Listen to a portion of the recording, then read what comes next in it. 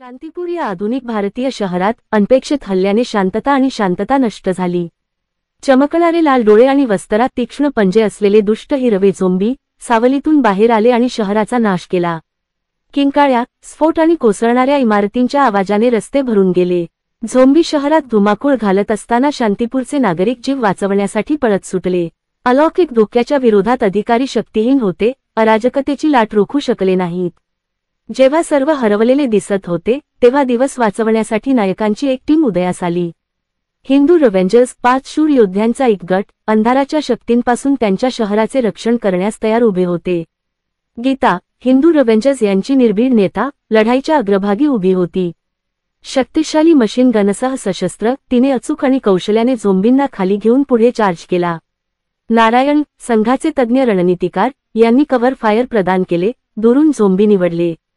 विनायक, संघाचा सर्वात बलवान सदस्य, त्याने एकाच वेळी अनेक झोंबी खाली करण्यासाठी त्याच्या अविश्वसनीय शक्तीचा वापर केला।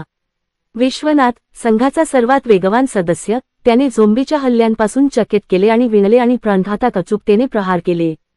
संघातील सर्वात तरुण सदस्य असलेल्या तुलसीने झोंबींना मागे टाकण्यासाठी तिची चपळता आणि झटपट विचार करून स्वतःला एक मौल्यवान संपत्ती असल्याचे सिद्ध केले। एकत्रितपणे हिंदू रिव्हेंजर्स शूरपणे लढले, त्यांच्या मशीन गनने अचूकपणे गोळीबार केला।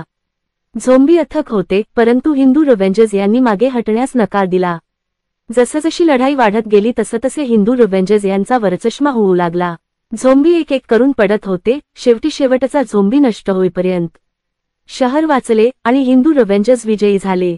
हिंदू रिव्हेंजर्स यांच्या वीर प्रयत्नांमुळे शहरात पुन्हा एकदा शांतता पसरली।